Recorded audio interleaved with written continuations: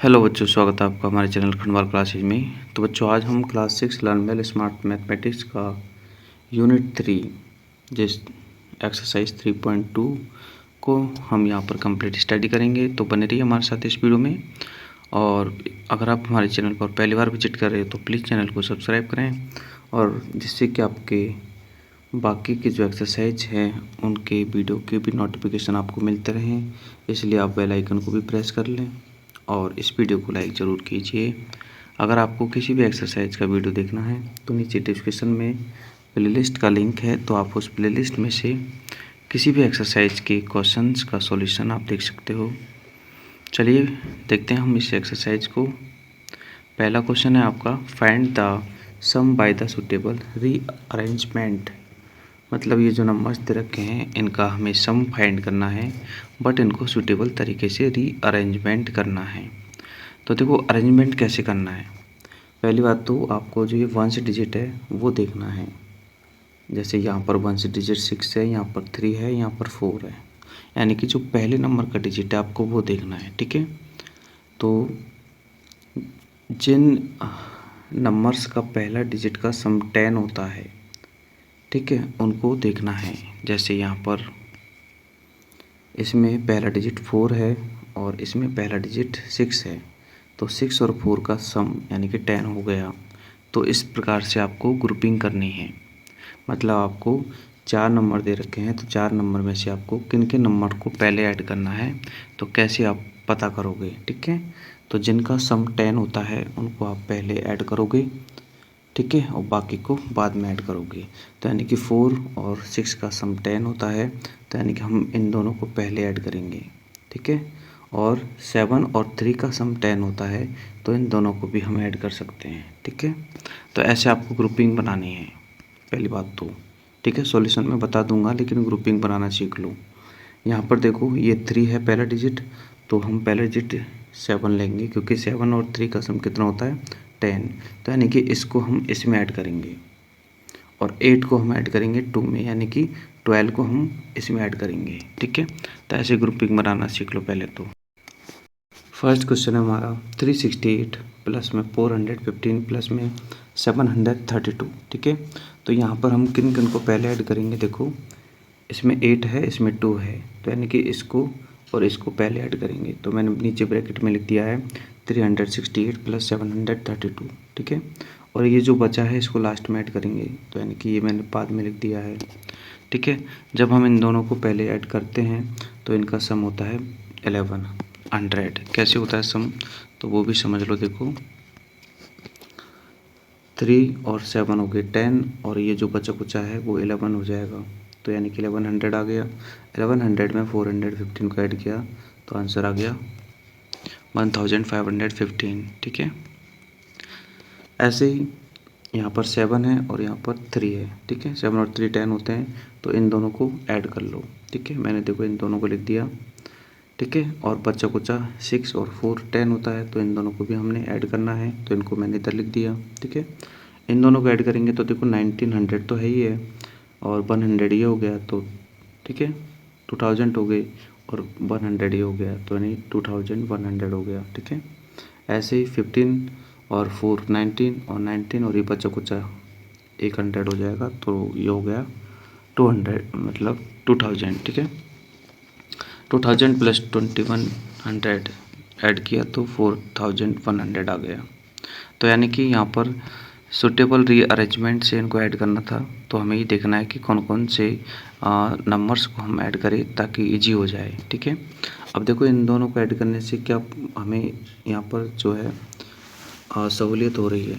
तो सहूलियत ये हो रही है कि अगर हम 1947 में 1153 को ऐड करते हैं तो आता है हमारा 2100, यानी कि एक इजी वाला नंबर आता है, और 2100 में हम 2000 को आसानी से ऐड कर सकते हैं। तो इसलिए यहाँ पर जो है अरेंजमेंट थोड़ा ध्यान से करना है। थर्ड क्वेश्चन देखो, ये 7 है और ये 3 है, तो आप इन दोनों को ले सकते हो। ठीक है, तो मैंने भी इन दोनों को लिया है, और इन दोनों को भी ले सकते हो, क्योंकि यहाँ पर 7 और 3 का सम कितना हो रहा है 10 हो रहा है।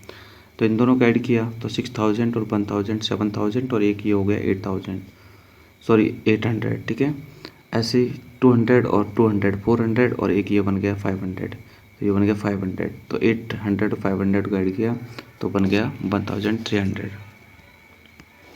यहाँ पर देखो 7 और 3 कितने हो गए 10, तो इन दोनों को ले लो, ठीक है, इन दोनों को ले लिया, इनको ऐड किया तो 700 आ गया, और बाकी का बच्चा कुछ इनको भी ले लेंगे तो इनको ऐड किया तो 300 आ गया, और 7 और 100 और 300 को ऐड किया तो आपका आंसर आ गया 1000, ठीक है। ऐसे हमें सूटेबल अरेंजमेंट करना। नेक्स्ट क्वेश्चन जो है सेकंड, वो भी आपका कुछ ऐसा ही है, यहाँ पर भी प्रोडक्ट करना है लेकिन सूटेबल अरेंजमेंट से करना है, ठीक है। प्रोडक्ट का मीन्स होता है मल्टीप्लाई, तो यानी कि यहाँ पर मल्टीप्लाई करना है लेकिन सूटेबल अरेंजमेंट से करना है। अब देखो यहाँ पर हम कैसे इनको रीअरेंज करेंगे, तो सिंपल सी बात है कि जिनका प्रोडक्ट जैसे 50 और 2 को मल्टीप्लाई करते तो 100 हो जाता है, तो इनको हम एक तरह से पहले करेंगे, ठीक है। अब इनको करेंगे तो एक नंबर जो आएगा वो एक डिफ़िकल्ट नंबर आएगा, सो हम इनको पहले मल्टीप्लाई नहीं करेंगे, ठीक है। और यहाँ पर देखो 625 को अगर 3 से करते हैं तो एक डिफ़िकल्ट नंबर आएगा, इससे अच्छा है कि 625 को 16 से करें, ठीक है, तो एक आसान नंबर आ जाएगा उसमें 0 होगी, ठीक है। देखते हैं इसका फर्स्ट क्वेश्चन, देखो ये है आपका 2 इंटू 83 इंटू 50, ठीक है। तो पहले 50 और 2 को मल्टीप्लाई करेंगे तो 50 इंटू 2 हो गया आपका 100, और बचा आपका 83, तो 83 को बाद में मल्टीप्लाई कर देंगे 100 से, तो 83 इंटू 100 मल्टीप्लाई किया तो 8300 आ गया, ठीक है। अब देखो इनको मल्टीप्लाई करना आसान है क्योंकि 83 के साथ में 2 जीरो लगानी है, तो 83 के साथ में 2 जीरो लगानी आ गया 8300 यानी कि 8300, ठीक है।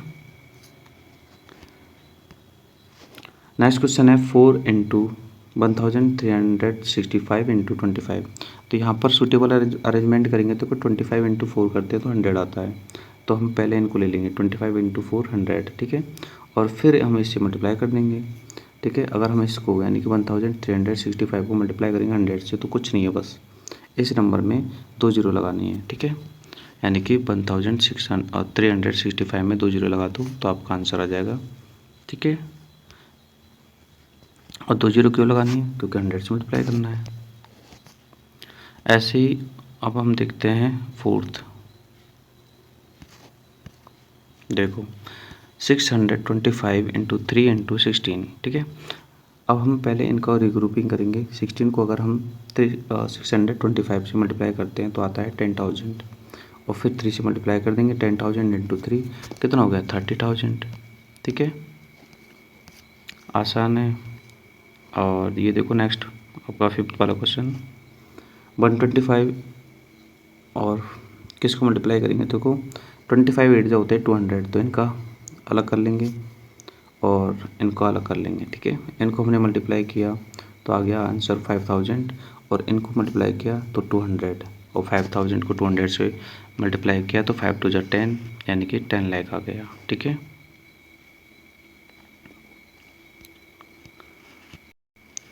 नेक्स्ट क्वेश्चन आपका 3 है, compute the exit product of the each of the following using substitution and fact the multiplication distributive property, मतलब यहाँ पर डिस्ट्रीब्यूटिव प्रॉपर्टी का यूज करके इनको मल्टीप्लाई करना है, ठीक है। अब आपको दिख रहा होगा कि सर ये तो डायरेक्टली मल्टीप्लाई हो जाएंगे, यस ये डायरेक्ट मल्टीप्लाई हो जाते हैं, बट हमें डायरेक्ट इनको मल्टीप्लाई नहीं करना, यहाँ पर प्रॉपर्टी का यूज करना है, डिस्ट्रीब्यूटिव प्रॉपर्टी ऑफ मल्टीप्लिकेशन का। तो देखते हैं इसका सॉल्यूशन, ठीक है। तो डिस्ट्रीब्यूटिव प्रॉपर्टी ऑफ मल्टीप्लिकेशन होता है आपका ए, यानी कि डिस्ट्रीब्यूटिव प्रॉपर्टी में 3 नंबर होते हैं ए बी सी, ठीक है। बी और सी आपके एडिशन में है अंदर और ए बाहर रहेगा, ऐसे ही, ठीक है। अब आपको क्या करना है, बी और सी जो अंदर एडिशन में है ब्रैकेट के अंदर, तो ए बाहर है, तो बाहर का जो ए है बी और सी से दोनों से मल्टीप्लाई होगा, ए अगर बी से मल्टीप्लाई होगा तो आ जाएगा ए बी, और ए अगर सी से मल्टीप्लाई होगा तो आ जाएगा ए सी, यानी कि बाहर वाला अंदर वाले दोनों से ही मल्टीप्लाई होगा, ठीक है। मैं फिर से समझा रहा हूँ, ए को बी से मल्टीप्लाई करेंगे तो ए बी आएगा, ए को सी से मल्टीप्लाई करेंगे तो ए सी आएगा, फिर इन दोनों को ऐड कर देंगे तो हमारा आंसर आ जाएगा। तो यानी कि आपका जो पहला क्वेश्चन है वो है आपका 25 इंटू 12, ठीक है। तो 25 को एज इट इज आपको रखना है, फिर 12 को आपको स्प्लिट करना है 10 + 2 में, ठीक है। 10 + 2 12 होते हैं इसलिए। अब 25 इंटू 10 करना है, तो देखो 25 इंटू 10 फिर 25 × 2 करना है, 25 × 2, ठीक है, और बीच में प्लस का साइन लगाना है, ठीक है। इनको मल्टीप्लाई किया हमने तो आ गया 250, और इनको मल्टीप्लाई किया तो आ गया 50, ठीक है, और 250 को 50 में ऐड किया तो आ गया आपका आंसर 300, इनको ऐड किया तो 300, ठीक है। ऐसे ही यहाँ पर एक और मल्टीप्लाई है ये वाला, ठीक है, 115 × 106, ठीक है। तो 106 को स्प्लिट कर देंगे 100 + 6 में, ठीक है। पहले ये कर लिया, 115 बाहर है वो रहेगा, फिर 115 को पहले 100 से मल्टीप्लाई करेंगे तो आ गया आपका आंसर, फिर 115 को फिर 6 से मल्टीप्लाई करेंगे, ठीक है, 115 × 6, ये आपका आंसर आ गया 690, और बीच में प्लस का साइन है तो इन दोनों को ऐड कर देंगे तो आपका आंसर आ गया 12,190। आगे आपका थर्ड क्वेश्चन है 218 × 11, तो 11 को स्प्लिट कर दो 10 + 1 में, ठीक है। अब 200 × 10 करेंगे तो आ गया आपका आंसर 2180, और 200 × 1 करेंगे तो ये आ गया, ठीक है। दोनों के बीच में प्लस का साइन तो रहेगा ही, सो दोनों को ऐड कर लेंगे, आंसर आ जाएगा 2398। सब में डिस्ट्रीब्यूटिव प्रॉपर्टी को हम अप्लाई करेंगे, ठीक है। नेक्स्ट क्वेश्चन है आपका क्वेश्चन नंबर 4, ठीक है। इसमें भी आपको ऐसे ही करना है, लेकिन इसमें सब्ट्रैक्शन के हिसाब से करना है। जैसे देखो 135 × 19 है, तो 19 को हम लिख सकते हैं 20 - 1, ठीक है। अब 135 को 20 से करना है मल्टीप्लाई तो आ गया 700, 135 को 1 से करना है तो आ गया 135, लेकिन अब इनके बीच में एडिशन नहीं रहेगा क्योंकि यहाँ पर सब्ट्रैक्शन है तो इनके बीच में सब्ट्रैक्शन आएगा, ठीक है। यहाँ पर एडिशन था तो इनके बीच में एडिशन आया, ठीक है। अब 700 को 700 में से सब्ट्रैक्ट कर देंगे 135, तो आपका आंसर आ जाएगा 1565। नेक्स्ट क्वेश्चन में आपके 302 है और इसको मल्टीप्लाई कर रखा है 19 से, तो 19 को हम स्प्लिट कर देंगे 100 - 1 19 होता है, ठीक है। अब 302 को 100 से मल्टीप्लाई करेंगे तो 302 और 00 आ जाएगा, फिर 302 को 1 से भी करेंगे तो ये आ जाएगा। इन दोनों के बीच में सब्ट्रैक्शन का साइन है तो दोनों को सब्ट्रैक्ट कर देंगे तो आपका आंसर आ जाएगा 28,098। नेक्स्ट है 51 × 9, ठीक है। 9 को स्प्लिट करेंगे यहाँ में 10 - 1 में, क्योंकि 10 - 1 9 होता है, फिर 10 और 1 इन दोनों को मल्टीप्लाई करेंगे 51 से, तो 51 × 10 किया तो 510, और 51 × 1 किया तो 51, दोनों को सब्ट्रैक्ट किया तो आ गया आंसर 459, ठीक है। इन सब में डिस्ट्रीब्यूटिव प्रॉपर्टी अप्लाई हो रही है, तो मैंने बीच बीच में लिख रखा है यूजिंग डिस्ट्रीब्यूटिव प्रॉपर्टी, तो आपको भी लिखना है हर क्वेश्चन में, ठीक है। क्वेश्चन नंबर 5 है find the value of each of the following, इनमें ईच ऑफ द फॉलोइंग की वैल्यू फाइंड करनी है। तो देखो यहाँ पर भी डिस्ट्रीब्यूटिव प्रॉपर्टी की फॉर्म में इनको दे रखा है। पहली बात तो अगर आपको इनमें पहचान नहीं हो रही कि कैसे दे रखा है, तो देखो एक टर्म ये है, एक टर्म ये है, ठीक है, बीच में प्लस है तो 2 टर्म हो गई यहाँ पर, ठीक है। दोनों टर्म में कोई चीज़ या फिर कोई नंबर है जो कॉमन है, कौन सा है 25,147 कॉमन है दोनों में, है कि नहीं है। तो जो कॉमन है ना उसको बाहर रखना है, ठीक है, और अंदर 69 + 31 करना है, ठीक है ना। तो देखो ये आपका क्वेश्चन है, इनमें कॉमन जो है ये वाला कॉमन है, कॉमन का मतलब जो दोनों में है, ठीक है। तो मैंने लिखा है using distributive property over addition, ये एडिशन वाली है क्योंकि बीच में एडिशन है, ठीक है। आगे देखो ये बीच में सब्ट्रैक्शन है तो ये सब्ट्रैक्शन वाली है, ठीक है। तो जो कॉमन है उसको बाहर ले लो, यानी कि ये वाला 25,147 कॉमन था तो इसको बाहर रख दिया, अंदर क्या बचेगा 69 और 31, तो 69 और 31 को अंदर ऐड कर दिया, ठीक है। तो 69 और 31 को ऐड किया तो आ गया आंसर 100, और 100 को मल्टीप्लाई किया जो बाहर है उससे, तो ये आपका आसान आंसर आ गया। अब देखो इनको मल्टीप्लाई करना आसान है, क्यों, क्योंकि 25,147 को अगर 100 से अगर मल्टीप्लाई करते हैं तो कुछ नहीं है, 25,147 लिखना है और 100 में 2 जीरो होती है तो 2 जीरो लगाना है, ठीक है। आगे देखो क्या कॉमन है, इसमें 38,221 कॉमन है, तो जो कॉमन है उसको बाहर रख लिया, ठीक है। अंदर क्या बचेगा सर 147 - 47, 147 - 47, ठीक है। तो 147 में से 47 को माइनस करेंगे तो आएगा 100, 100 इंटू करेंगे ये तो आपका आंसर आ जाएगा। ठीक है, यानी कि जो कॉमन है उसको बाहर रखना है। इनमें कॉमन क्या है, ये कॉमन है इनमें, इसको बाहर रख लो। ठीक है, 1305 को बाहर रख लिया। अंदर क्या बचेगा सर, 251 माइनस 51, 251 माइनस 51 कितना होता है 200, 200 इंटू ये किया तो आपका आंसर आ गया। ठीक है, नेक्स्ट क्वेश्चन आपका 6। तो देखो, एक लेबर है जो कि 6 आवर वर्क करता है मॉर्निंग में और 3 आवर वर्क करता है इवनिंग में। ठीक है, मॉर्निंग और इवनिंग शिफ्ट में वर्क कर रहा है, 6 आवर मॉर्निंग में और 3 आवर इवनिंग में। तो 6 + 3 कितना हो गया 9। ठीक है, 9 आवर काम कर रहा है एक दिन में, और 1 घंटे के उसको 25 रुपीज़ मिलते हैं। तो 9 घंटे के कितने हो गए 25 इंटू 9, यानी कि 225 उसको मिल रहे हैं। तो देखो, 6 आवर दिन में, 6 आवर इवनिंग में, दोनों कितने हो गए 9 आवर। तो 9 इंटू 25 कर दिया, आंसर आ गया 225 रुपीज़, यानी कि पर डे में वो 225 रुपीज़ जो है अर्न कर रहा है। नेक्स्ट क्वेश्चन आपका 7। ए डेली वेजेज वर्कर है जो कि एक दिन में 245 रुपये अर्न करता है। ठीक है, लेकिन वो जो वर्क है वो ओनली 15 डेज करता है। ठीक है, मतलब स्टार्टिंग के 15 डेज वो वर्क करता है, तो 245 को 15 से मल्टीप्लाई कर देंगे उसकी अर्निंग के लिए। फिर अगले जो 15 डेज है ना, वो काम नहीं करता है, सिर्फ बैठ के खर्च करता है। और कैसे खर्च करता है, 25 जो रुपीज़ है वो रोज़ाना के खर्च करता है। ठीक है, अब आपको बताना है कि उसके मतलब टोटल 30 डेज के बाद में उसके पास कितने मनी रहेंगे। तो देखो, 30 डेज में से 15 डेज तो वो काम कर रहा है और 15 डेज खर्च कर रहा है। तो जो काम कर रहा है, ठीक है, वो तो आपका मल्टीप्लाई हो जाएगा, और जो खर्च कर रहा है वो भी आपका मल्टीप्लाई हो जाएगा। ठीक है, तो यानी कि 245 इंटू 15 में से माइनस करना है आपको 25 इंटू 15, सिंपल सी बात है। ठीक है, इन दोनों को मल्टीप्लाई कर लो और इनके आंसर में से इन दोनों के मल्टीप्लाई के आंसर को सब्ट्रैक्ट कर दो। तो मनी आफ्टर 30 डेज, ठीक है, इन दोनों को मल्टीप्लाई किया, तो इन दोनों को मल्टीप्लाई किया, फिर दोनों को सब्ट्रैक्ट करना है। ठीक है, लेकिन यहाँ पर देखो मैंने डायरेक्ट नहीं किया, इसमें प्रॉपर्टी लगाई है। कॉमन क्या है, देखो कॉमन 245 है, सॉरी 245 नहीं 15 कॉमन है, 15 और 15 कॉमन है, तो जो कॉमन है उसको बाहर रख लिया। ठीक है, 15 को बाहर रख लिया, अंदर क्या बचेगा 245 और 25, 245 माइनस 25 किया तो आ गया 220 को 15 से मल्टीप्लाई किया तो 3300, यानी कि 3300 जो है उसका लास्ट में 30 डेज के बाद में उसके पास मनी लेफ्ट रहेगा। अब देखो, इसको हम मल्टीप्लाई करके डायरेक्ट सब्ट्रैक्ट भी कर सकते हैं, ऐसी कोई बात नहीं है। अगर हम प्रॉपर्टी को नहीं लगाना चाहते हैं तो वो प्रॉपर्टी को लगाएंगे तो ऐसे ही सॉल्व होगा।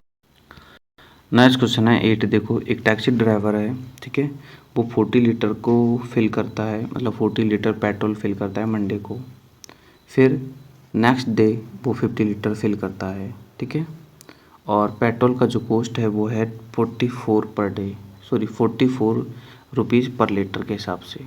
तो उसको कितने रुपए स्पेंड करने पड़ेंगे पेट्रोल के लिए। ठीक है, तो पहली बात तो 40 लीटर तो वो मंडे को कर रहा है और नेक्स्ट कर रहा है 50, तो 40 और 50 हो गए 90, टोटल 90 लीटर पेट्रोल हो गया। फिर 90 इंटू कर दो, अब 44 आपका आंसर आ जाएगा। तो यहाँ पर लिखा हुआ है money spend on petrol, petrol पे जो मनी स्पेंड होगा वो 40 लीटर मंडे को और नेक्स्ट डे 50 लीटर, तो टोटल दोनों को ऐड करेंगे पहले, तो आ गया 90 इंटू 44 किया तो आ गया आपका 3960 रुपीज़ उसने पेट्रोल पर स्पेंड किए। नेक्स्ट क्वेश्चन आपका 9 है, which number property is being used in each of the following, यानी कि इनमें कौन सी प्रॉपर्टी यूज्ड है। तो देखो, पहले में आपकी प्रॉपर्टी है डिस्ट्रीब्यूटिव, ठीक है, सेकंड में आपकी जो प्रॉपर्टी है वो भी है, एक मिनट रुकना, डिस्ट्रीब्यूटिव, थर्ड में है आपकी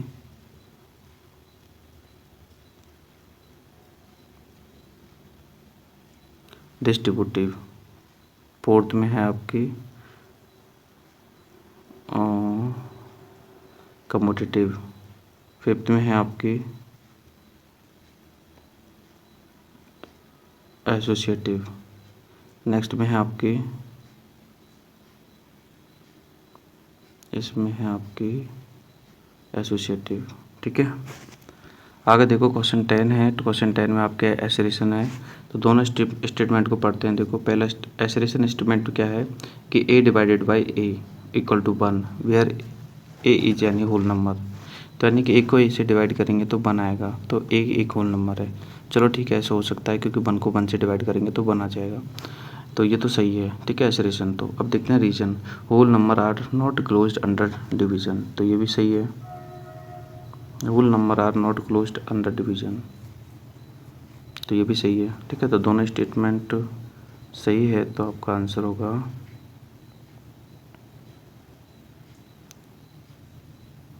एक minute when a is any whole number,